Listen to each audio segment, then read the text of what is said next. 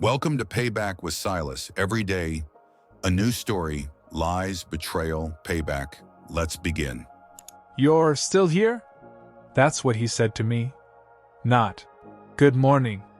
Not, thank you for covering my ass last quarter. Just that. You're still here? And then the smirk. Like I was a stain on his fancy new office chair. My name is Silas Wren, and I've spent the last 12 years giving my lifeblood to Echelon Dynamics, a mid-tier tech firm based in Boulder, Colorado. Not Google, not Apple. Just a company with enough ambition to pretend it cared about innovation, and enough internal rot to make sure real progress never stood a chance. I was a senior systems architect, but titles meant nothing here. They handed them out like candy, just to keep people quiet. What I really was? A cleaner. The guy they called when code was broken, when databases collapsed, or when some visionary exec promised a client the impossible. And for 12 years I delivered. And yet, to Thatcher Vale, the new CEO, I was nothing. Not even an obstacle. Just a leftover. Thatcher was the kind of man who wore his ambition like cologne. Too thick, too loud, and completely toxic. He came in after a surprise board shuffle, the kind of move where no one explains what happened, just that. The direction has changed. Day one, he moved into my old manager's office, brought his own espresso machine, and installed a glass wall so everyone could see how important he thought he was. I knew what was coming. I saw it in the emails, the sudden HR meetings, the strategic reorgs with meaningless acronyms. The layoffs started with the quiet ones first, the single parents, the introverts, the long-timers who never played office politics. People like Naomi, who built our internal tools from scratch. Like Gideon, the one guy who understood our aging infrastructure like it was an old friend. Then one morning, it was my turn. No warning. No. Can we talk? Just an email with the subject line. Strategic workforce realignment. Action required. I walked into the glass box. Thatcher was waiting. Behind him, a junior HR rep who wouldn't meet my eyes. He didn't even pretend to be sorry. You've become a bit legacy, Silas, he said, as if I were old code that couldn't be refactored. We're going lean, modern. Speed over sentiment. You get it. Then, as I stood up to leave, he chuckled and added, we're finally free of the dead weight that's been holding us back. The walls didn't echo, but the room got quieter. He laughed. The HR girl laughed too, awkwardly. And I stood there, holding my boxed-up dignity in my hands. But what Thatcher didn't know, what none of them knew, was that I'd seen everything. Every forged invoice. Every offshore transaction. Every NDA-cheating contractor he funneled through shell companies. I was the one who built the damn reporting system he thought was covering his tracks. And 2 days before that meeting, I made my own backup. One that didn't live on Echelon's servers. So as I walked out that glass door, past the people who used to nod and smile and now just looked away, I didn't say a word. Not yet. But I'd already started the clock. And the thing about legacy systems? They always remember. Even when people don't. They always think you're gone when you stop making noise. But silence is just strategy. I spent the first 48 hours after my exit doing nothing, on the surface. I let the emails come and go, ignored the LinkedIn pings from confused colleagues. I didn't answer Naomi's message or Gideon's 2-word text. You good? Because I wasn't ready to talk. Not yet. Not until I'd opened Project Harrow. That was the code name I gave it, long before I knew I'd need it. See, 5 years ago, I discovered something. An invoice. Just a small anomaly, $14,300 paid to a vendor I'd never heard of. I flagged it. No one cared. Then a month later, the same vendor appeared again. Then another, different name, same tax ID. Again, no one cared. So I started collecting. Quietly. Patiently. I created a shadow log buried inside our monitoring tools, invisible to all but me. Every time a suspicious transaction passed through our systems, it triggered a silent echo. And over the years, that echo grew into a symphony of corruption. It wasn't just Thatcher, though he was the conductor now. It went back through 3 CFOs and 2 COOs. But Thatcher was the one who got greedy, sloppy, arrogant. And he didn't just continue the scheme, he accelerated it. He thought he was smarter than the system. Too bad I was the system. I booted up my old server, not Echelon's. Mine. Built in my garage, running on a heavily modded Linux kernel with no name and no logs. On it lived Project Hero, a compressed, encrypted library of every dirty dollar that ever passed through Echelon since 2017. It wasn't just spreadsheets. I had voice recordings, email threads, contracts that had been wiped from Echelon's public drives, but not before I ran my monthly mirror. And I had metadata, login timestamps, VPN logs, Slack messages. The kind of digital evidence the FBI doesn't just like, they live for. But I wasn't going to the feds yet. First, I needed to know who I could still trust. I called Naomi. She answered on the first ring. Silas? I didn't say anything for a moment. Then I just asked, how deep do you want to go? She didn't hesitate. All the way. I told her where to meet me, not a coffee shop, not anywhere public. An old co-working space on the outskirts of Denver I still had access to. Empty on weekends. Safe. She brought Gideon. Turns out I wasn't the only one who saw what was happening. They'd been watching too. Logging their own evidence. Different trails, same conclusion. Thatcher Vale wasn't just corrupt. He was dangerous. I opened my laptop. Showed them a glimpse of Harrow. Naomi leaned in. Her face turned pale when she saw the wire transfers. Gideon whistled low under his breath. This is a career killer, he muttered. I shook my head. No. This is a life killer. This could take him down for good, and every bastard who helped him. Naomi looked at me cautious. What's the plan? I closed the laptop. We don't just burn him, I said. We make sure he knows exactly who lit the match. I never believed in revenge as a straight line. It's not about speed. It's about precision. We didn't have time for mistakes. If we pushed too hard, too fast, Thatcher could lawyer up, wipe drives, call in favors. But if we moved too slow, someone else might tip him off, or worse, become collateral damage. So I decided to start with something simple. A gift. We met at Naomi's apartment. Tiny place in 5 Points, quiet, full of half-packed boxes she never finished unpacking after her last Echelon relocation. She handed me a flash drive. That's everything from the Dev SEC vault I mirrored last quarter, she said. I never trusted those audit flags.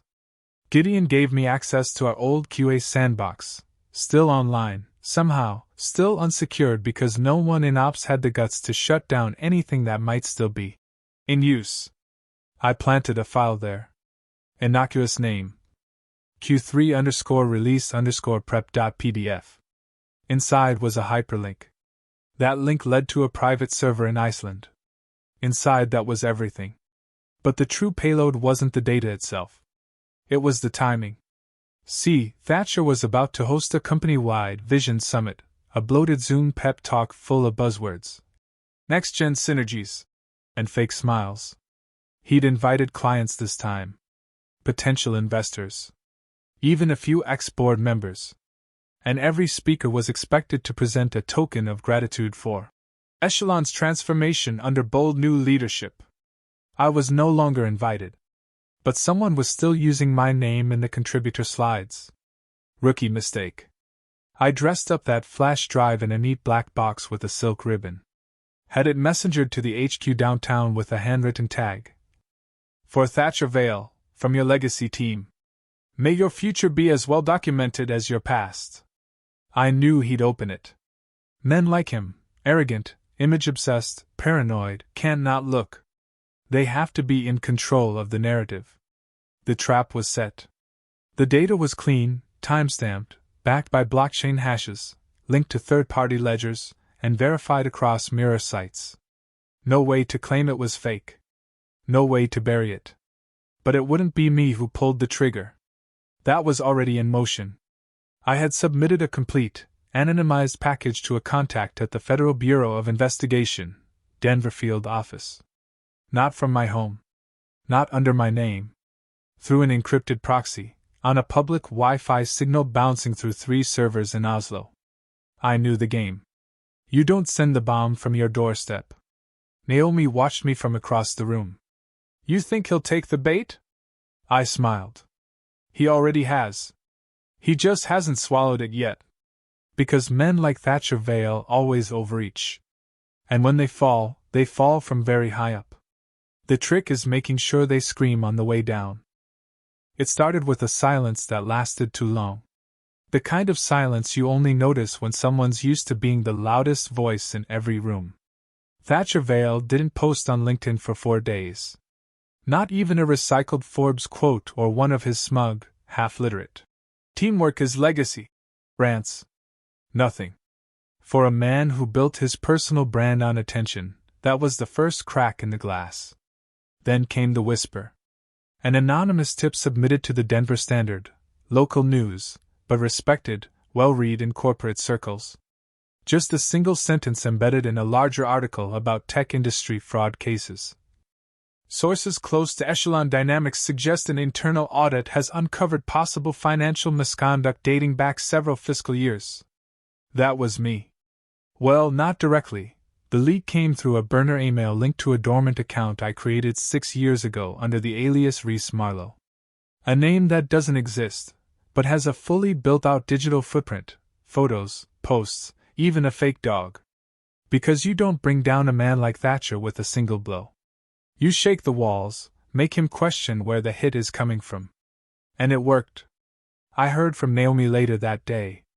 She'd been CC'd on a company-wide legal advisory. All employees are to cease external communication with media outlets regarding company finances, governance, or leadership. Any breach will result in immediate termination and legal action. Classic. Tell people not to talk, and half of them start talking. By noon the next day, 2 former Echelon engineers had posted cryptic tweets about long-buried skeletons and ghosts in the code. One of them tagged the SEC.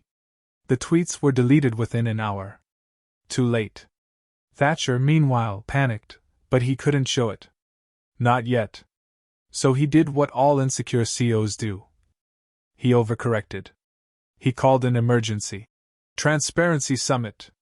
No media, just employees. Internal only. He stood on stage, tight-lipped, smiling too hard, voice an octave too high.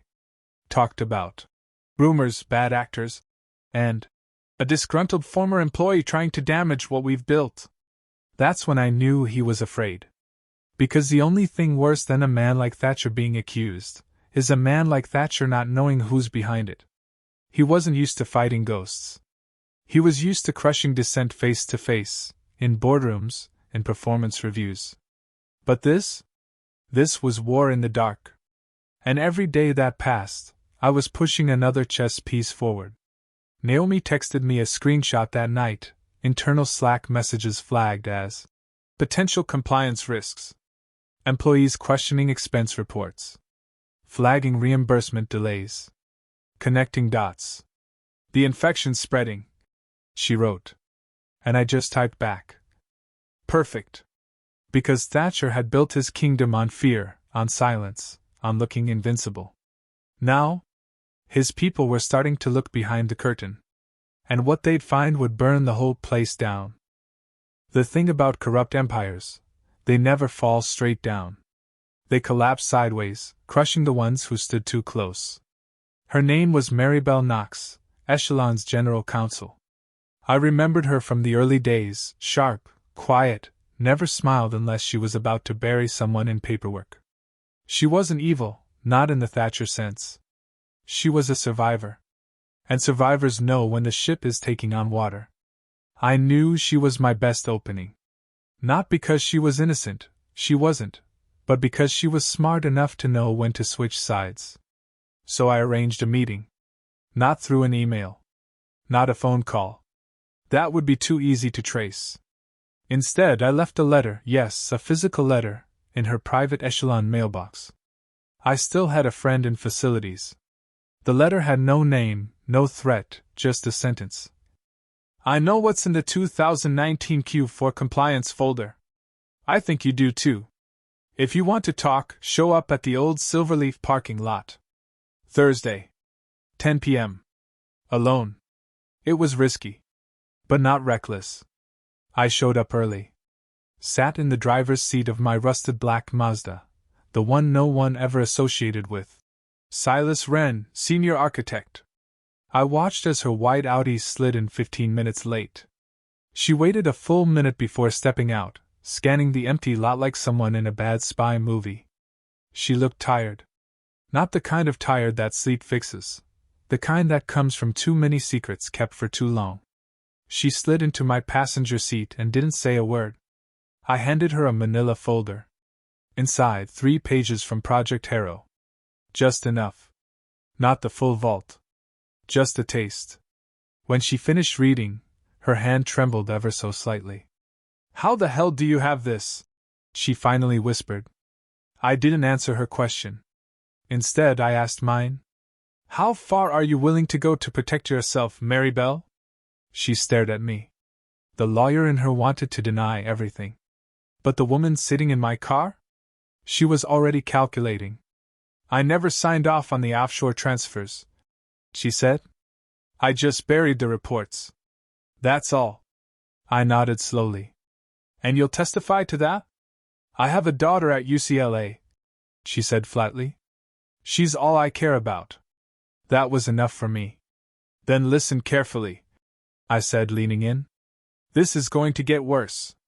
Fast. The moment the feds knock, Thatcher will throw everyone under the bus. Including you. Unless you're holding a life raft." She looked at the folder again. Then at me. "Is this all of it?" I smiled, but didn't answer. I didn't need her trust. Just her fear. "I'll be in touch," I said. "But when they come, and they will, you won't need to lie. Just tell them the truth. On record." She got out quietly. No goodbyes. And in that moment I knew, the first crack in Thatcher's inner circle had split. He thought loyalty was a commodity. He forgot that self-preservation always sells faster. Now I had leverage. Now I had a witness. And soon? I'd have a public stage. I didn't need to destroy Thatcher in secret. I needed to destroy him in public. Taking down a man like him behind closed doors? That's mercy. And mercy was a language he never spoke. The FBI was moving slow, methodical, quiet, deliberate. They always do.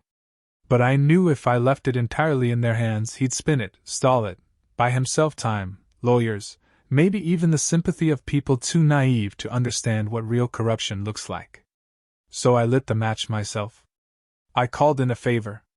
Ryder Kalb, journalist, fringe but fearless, known for one thing, exposing dirty tech moguls. I helped him years ago, when his brother got caught in a lawsuit over faulty smart devices. I got the firmware logs he needed. He never forgot that. I reached out through Signal. Me. Got a story? It'll end a company. Ryder. Can you prove it? Me. 6 terabytes. And a witness. We met in an alley cafe in Boulder. The kind of place where everyone thinks they're too cool to eavesdrop. I didn't bring the full archive, just the highlight reel. Ryder's eyes widened the more he read. He didn't say anything for a full 2 minutes. Then, "You know if I run this, it'll be war." I nodded. "I'm counting on it." 3 days later, the article dropped.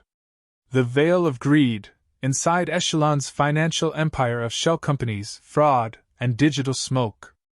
Byline, Ryder Kalb. Featuring documents, metadata, and an unnamed ex-employee known only as the engineer. It spread fast. The Denver Standard picked it up. Then TechCrunch. Then Bloomberg. Within 12 hours, #Veil Scandal was trending on X. Within 24, Echelon's site went down, traffic overload. Thatcher tried to respond.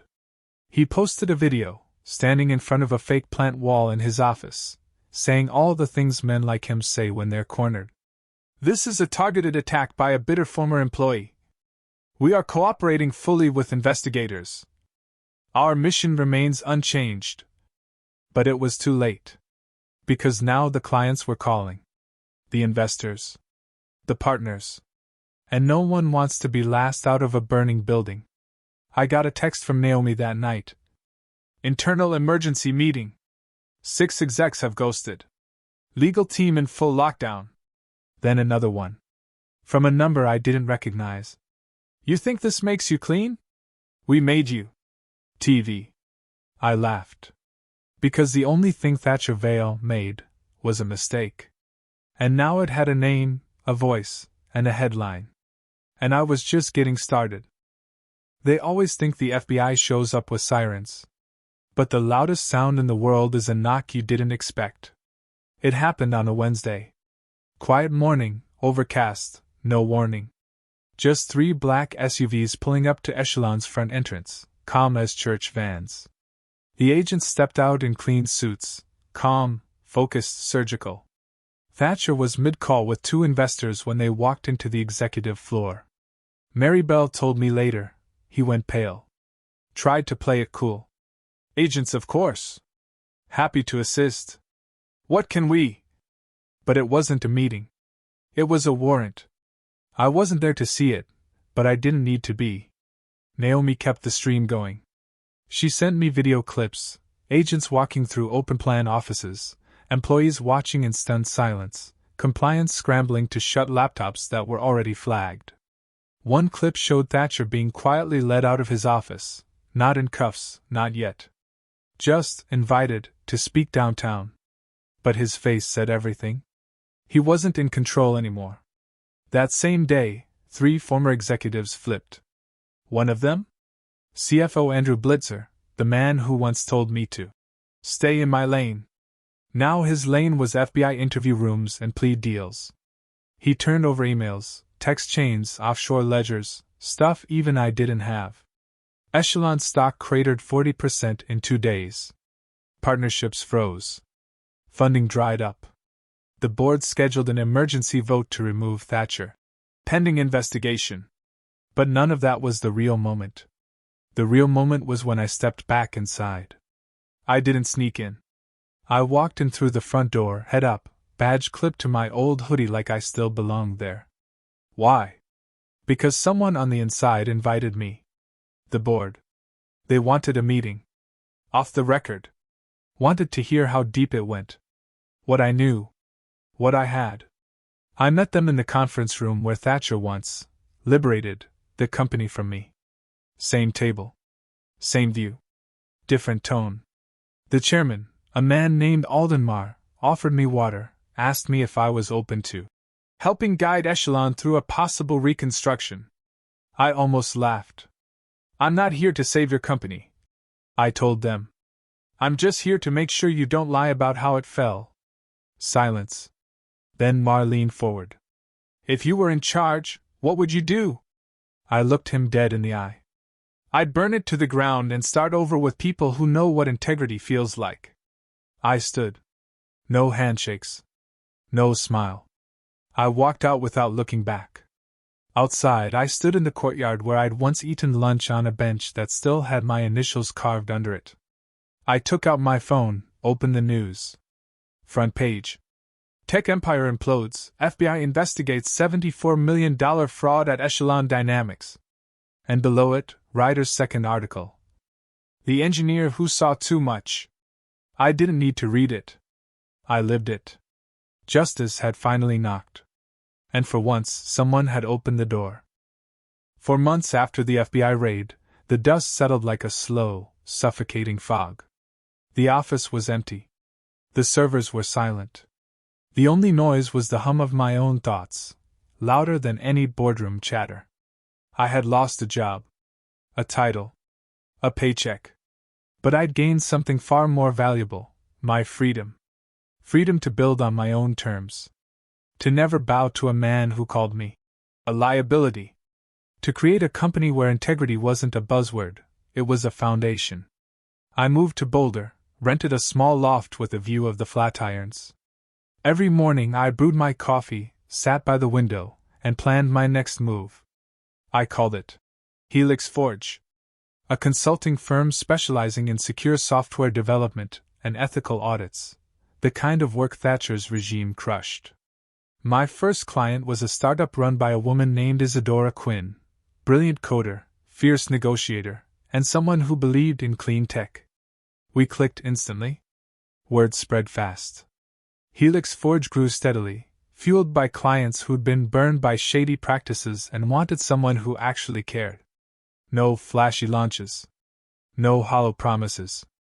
Just results. Sometimes at night I'd check the news. Echelon Dynamics was still unraveling, board members indicted, stocks worthless. But that was their story now. Mine was just beginning. One day, Isadora looked at me and said, "You know, Silas, you should write a book." I laughed. Maybe. But first, I'd build a legacy. And that's what I do now.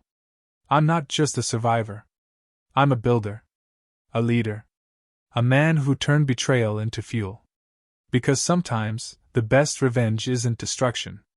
It's rebirth. People ask me sometimes, how did I stay calm? How did I keep my dignity when the world seemed to crumble beneath me? The answer isn't in some dramatic moment of heroism. It's in the quiet strength you build when no one's watching.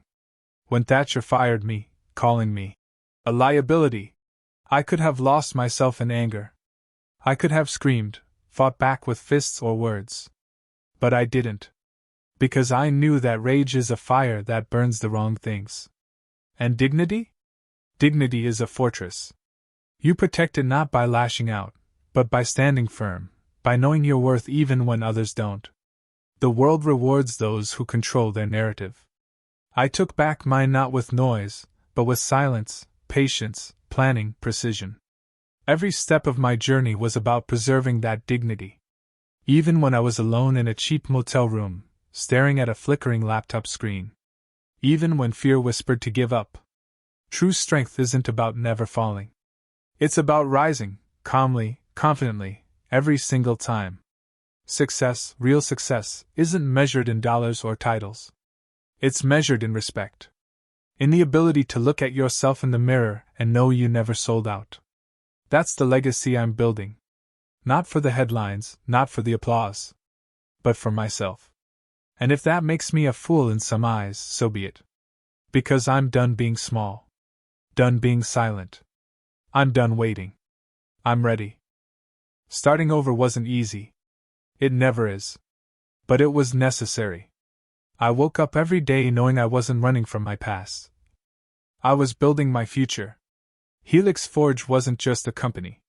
It was a statement. A declaration that integrity matters. That people deserve better. That success can be earned without selling your soul. Every client, every project, every late night was a brick in a foundation I could be proud of. I hired a small team, people who shared my vision and values.